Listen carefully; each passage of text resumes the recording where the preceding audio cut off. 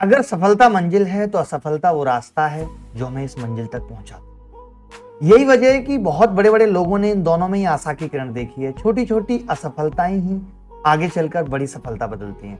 आज के कुछ नादान कमजोर लोग छोटी छोटी नाकामयाबी से निराश हो जाते हैं, जीवन में हार मान लेते हैं। लेकिन जो लोग बहुत जुझारू होते हैं वो कितना भी भयंकर तूफान हो अपनी कश्ती को निकाल के ले ही जाते हैं। असफलता का एकमात्र उपाय ये नहीं है कि हम जीवन में हार के बैठ जाएं और सोचने लगें कि जीवन खत्म हो जाएगा। अगर ऐसा होता तो दुनिया के सारे सफल व्यक्ति सफल होने से पहले ही खत्म हो चुके होते, क्योंकि उन्होंने तो अपने जीवन में असफलताएं देखी ही। बिना असफलताओं के कोई सफल आज तक हुआ ही नहीं है। यहाँ तक कि भगवान ने भी जब मनुष्य रूप में जन्म लिया तो ये दिखाया कि कितने कष्ट उनके जीवन में हैं, कितनी असफलताएं उनको झेलनी पड़ती हैं। दुनिया में ना जाने ऐसे कितने ही लोग हैं जो किसी एक क्षेत्र में अच्छा नहीं कर पाते, लगातार फेल होते रहते हैं, लेकिन निरंतर प्रयास मेहनत के बाद उन्हें भी कामयाबी मिलती है।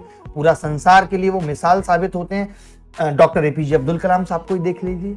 जीवन में हारना भी जरूरी है। हार से जीतने का रास्ता मिलता है, जिस पर चलकर हम हमेशा जीतना सीख जाते हैं और जीतना हमारी एक आदत बन जाती है। लेकिन अगर हार का एक कड़वा स्वाद हमने नहीं चखा जीवन में तो सफल हो पाना बड़ा मुश्किल होता है।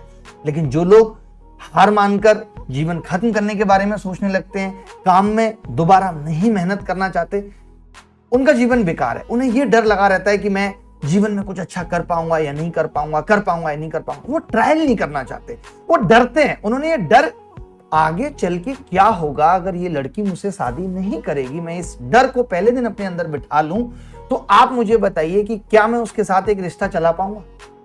किसी भी काम में दोबारा से मेहनत करके हर कोई सफलता पा सकता है। आपने कितने सारे लोगों के बारे में ऐसे सुना होगा, लेकिन अगर आप जीवन में हार मानकर बैठ गए, आपने आगे बढ़ा ही नहीं, तो फिर जीवन में कुछ नहीं मिल सकता, क्योंकि हार मानने वालों के जीवन में सारे रास्ते बंद हो जाते हैं। इसलिए मैं ऐसा मानता हूं कि जीवन में हर किसी को एक मौका खुद को जरूर देना चाहिए।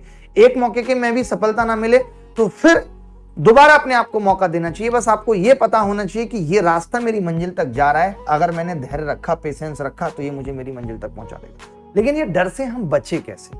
आप सोचिए कि ये जड़ हमारे जीवन में है क्यों? कि अगर मैं फेल हो गया, आज मैं इतने सारे बच्चों से बात करता हूं, उनसे एक ही बात मुझे सुनने को मिलती है, अगर मैं फेल हो गया तब क्या होगा? तो जीवन में कुछ भी निश्चित नहीं है, सब कुछ सरप्राइज है जीवन में। अगर किसी को सब कुछ पहले से ही पता होता तो जीवन जीने का मजा खत्म हो जाता। मैं नहीं पता कि कल को क्या होगा।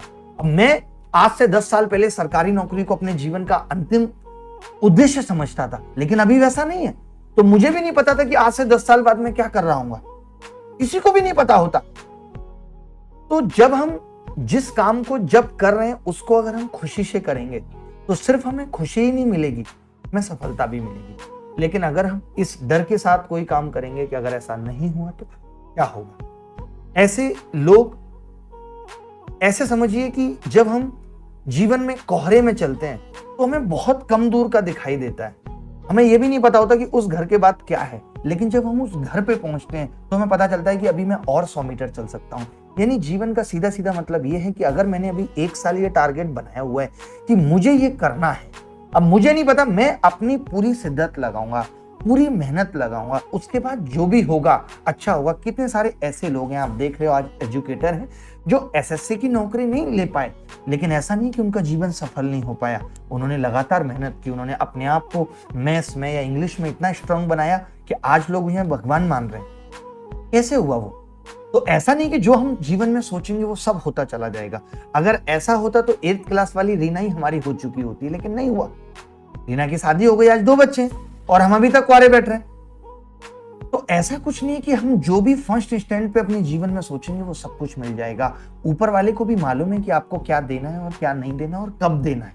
जैसे हमारे माँ बाप को पता होता है कि हमें कब कौन सी चीज देनी है, कितने बड़े हो जाएंगे तब बाइक देनी है, ऐसे जीवन का भी नियम सीधा है। भगवान को भी पता है कि कब आपको क्या देना है। तो आपको सोचने की जरूरत नहीं है, हमें बस एक चीज करने की जरूरत है, वो है मेहनत, आत्मविश्वास के साथ दृढ़ संकल्प।